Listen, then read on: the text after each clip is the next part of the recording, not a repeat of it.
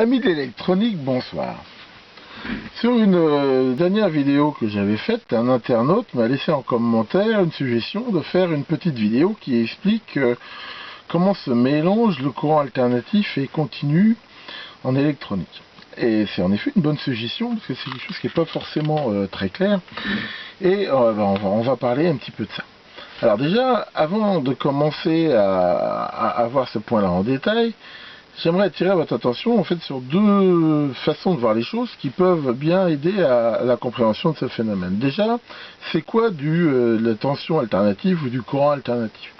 Alors, si on va sur Google et qu'on tape tension alternative ou courant alternatif, la définition la plus fréquente qu'on va trouver, on va dire voilà, c'est une tension qui va périodiquement inverser son signe. Hein, voilà, on voit ici par rapport à 0, elle va être un coup positive, un coup négative, de façon à ce que sa tension moyenne soit nulle.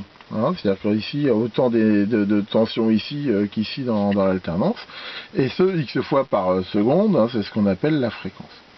Alors ça, c'est tout à fait vrai. On nous montre généralement un beau signal sinusoïdal comme ça, avec derrière sa formule, la formule mathématique qui dit que la tension à un instant t, c'est la tension crête maximum multipliée par sinus oméga t, oméga c'est de la pulsation, enfin c'est une fonction de la fréquence, plus phi 0, c'est quoi phi 0? En fait c'est le déphasage, c'est l'instant 0 à partir duquel on commence à étudier le phénomène. Si on se déphase ici, ça commencera là et ainsi de suite. Donc voilà en fait la définition d'un signal alternatif de base. Maintenant, quand on est en électronique, on ne travaille pas qu'avec des signaux sinusoïdaux. Déjà, on pourrait se dire, ok, mais on peut considérer comme alternative tout signal qui change, dont la tension varie dans le temps, de façon plus ou moins rapide dans le temps. Mais en même temps, il y a un autre truc qui est intéressant, c'est de se dire, une tension, c'est toujours relatif. On ne mesure pas des volts dans l'absolu. On mesure les volts par rapport à quelque chose. Alors, dans cette formule, on a pris comme référence ici le 0 à cet endroit-là. Et en effet, un sinus, ça varie de plus 1 à moins 1, donc multiplié par la tension crête, on voit bien que la tension va varier ici donc entre ces deux maximums de façon positive et négative. Mais maintenant, changeons un petit peu de façon de mesurer. Si au lieu de mesurer la tension par rapport à ici, par exemple, je la mesure par rapport à là, on va voir que dans un cas comme ça, on est bien d'accord, j'ai une tension ici qui sera égale ici à 0, ici à valeur crête, et ici à 2 valeurs crête. Même la tension par rapport à ici, elle sera toujours positive. De même, si je prends ici la référence là, elle sera toujours négative. Donc en fait, dans cette formule-là, quelque part, on oublie un truc, parce qu'on rajoute ici la phase, sachant que si la phase est nulle, elle ne compte pas dans l'équation, mais ici elle peut varier, mais dans la réalité, on pourrait très bien aussi rajouter ça, plus une tension ici continue, que j'ai mis ici en rouge, qui ici vaut 0, mais qu'on pourrait très bien ici varier. À ce moment-là, l'équation, elle devient comme ça. C'est ça déjà qu'il faut bien comprendre, c'est que cette notion de variation, c'est variation autour de quoi? Alors dans l'absolu, on peut dire autour de 0, mais c'est à la limite, c'est quelque chose qu'on peut voir comme on veut.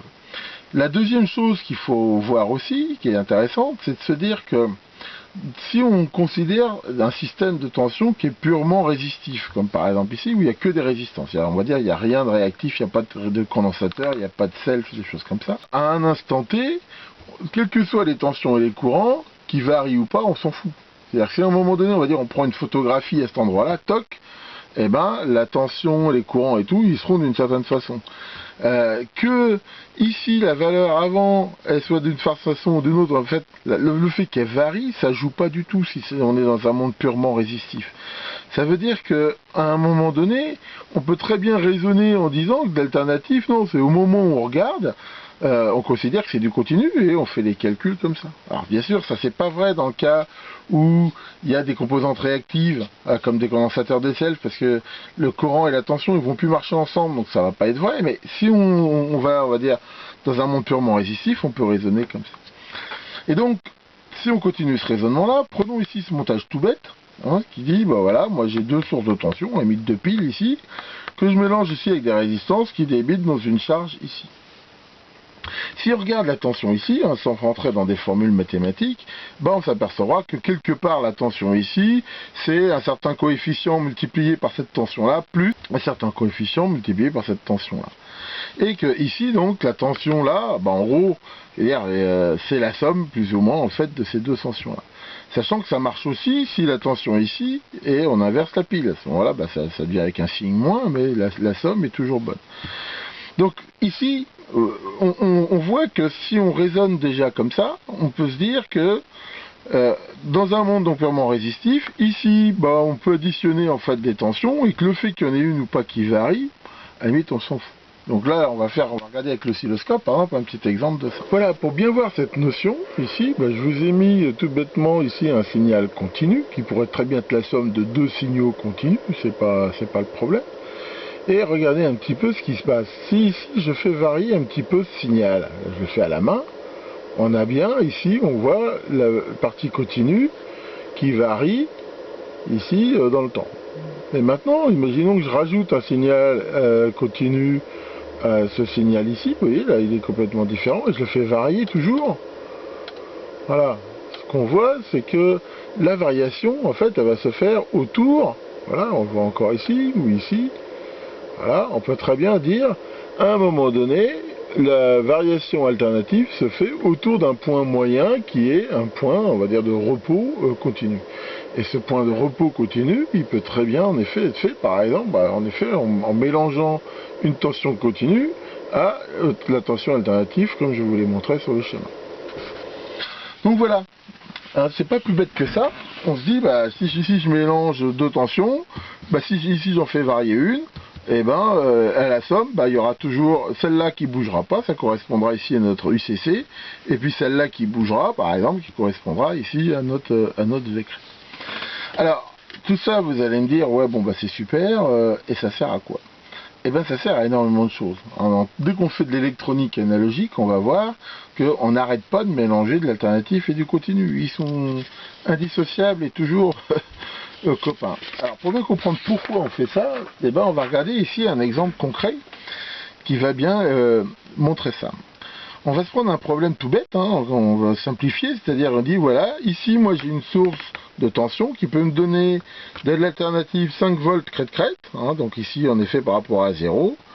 Donc voilà, ici un signal qui va aller de plus 5 volts à moins 5 volts, tout bêtement ici, et ça il peut me fournir 1 mA de courant. Voilà. Moi, ce que je veux, c'est toujours ce même signal-là, mais avec un ampère. Donc je vais prendre un amplificateur.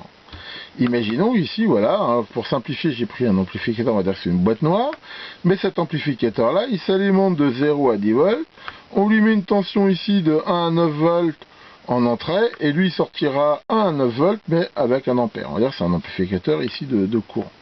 Et donc ça c'est quelque chose qu'on va retrouver très couramment, un amplificateur, généralement c'est alimenté entre 0 et 10 volts, il sortira une tension entre 0 et 10 volts.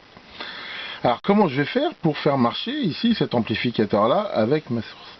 Eh bien, c'est ici qu'on va pouvoir exploiter cette possibilité de mélanger les deux. On va sur quelque chose qu'on appelle la polarisation. Donc l'idée, déjà, je vais dire, je vais considérer cet amplificateur d'un point de vue purement continu. Et je vais dire, bon, d'un point de vue purement continu, eh ben, je vais fixer un point moyen de repos, et si possible, le fixer intelligemment. Or, le fixer intelligemment ici, pour garder le maximum de débattement entre 0 et 10 volts, je vais le fixer à 5 volts. Donc pour faire ça, qu'est-ce que je vais faire? Probablement, je vais rajouter ici deux résistances d'égale valeur. Voilà. Prenons par exemple 100 kΩ, ça pourrait être un mégahome. Hein, ça va dépendre de l'impédance d'entrée ici, mais enfin mettons 100 kΩ pour comprendre. Et ici, donc on a un pont diviseur. Si on considère que cet amplificateur il a une grande impédance d'entrée, on va dire qu'il n'y a pas de courant qui passe là. Donc ici, bah, j'ai un pont diviseur, donc la moitié, ici, j'ai 5 volts continu. Comme lui il amplifie, en sortie j'ai 5 volts continu.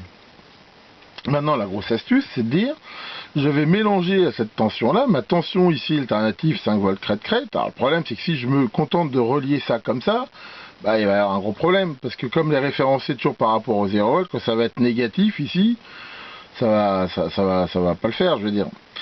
Et ici ce qu'il faudrait c'est quelque chose qui laisse passer que l'alternatif, mais que lui. Et ça, bah, c'est un composant qu'on connaît bien, c'est le condensateur.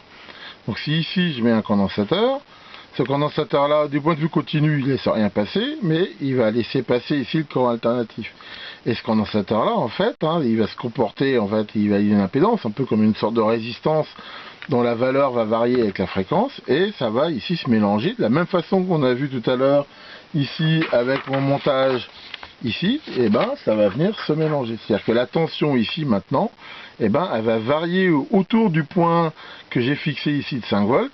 La tension ici va s'additionner, et ben, dans mon exemple, plus 5, moins 5, bon là je suis vraiment limite, enfin ça va varier par exemple de plus 4 à moins 4, hein, avec ici le jeu des résistances. Donc voilà ici comment on va faire ça. Et ici donc la tension, bah maintenant, bah, comme ici elle va varier ici autour de ce point là, elle va aussi varier autour de ce point là.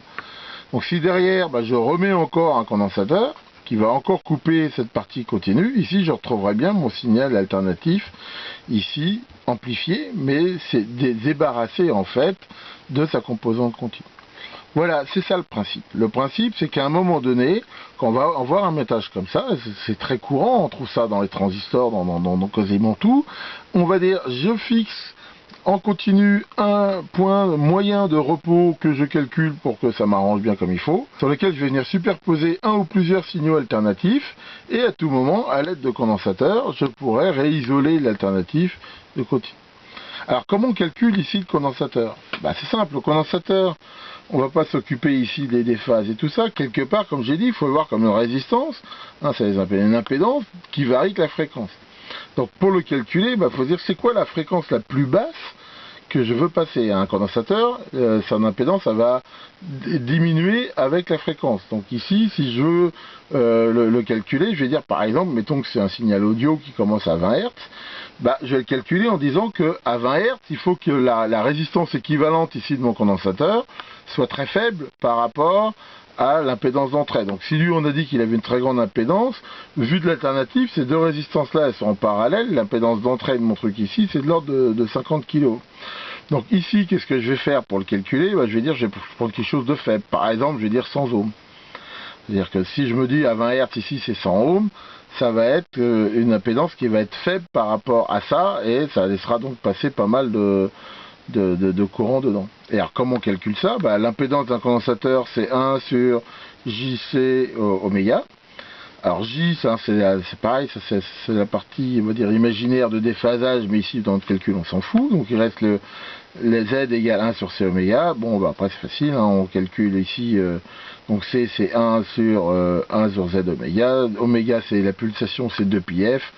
Donc on calcule 20 Hz. Par exemple là j'ai fait le calcul à la main, j'arrive autour de 70 microfarads. On prendrait la valeur ici 100 microfarads au-dessus pour être tranquille, et voilà. Et généralement, si c'est un condensateur polarisé, comme ici il y a plus de tension a priori que là, on mettrait ici le plus. Donc voilà, ici je calculerais ce condensateur comme ça. De la même façon, je pourrais calculer mon condensateur de sortie connaissant la charge. Et c'est pas plus bête que ça. Donc voilà pour le principe de base. C'est quelque chose qu'on retrouvera, comme j'ai dit, partout. Hein, typiquement, si on regarde comment marche un bête amplificateur à transistor, on retrouve exactement ce système-là, d'avoir en continu un point moyen de repos, hein, qu'on choisit en fonction des courbes du transistor, de plein de paramètres, et après de faire varier dessus cette tension alternative. Voilà pour cette petite vidéo explicative donc sur les amours, on va dire, entre les tensions alternatives et continues. N'hésitez pas à poser des questions, mettre des commentaires ou des likes si ça vous a plu. Merci beaucoup et à bientôt pour de nouvelles vidéos.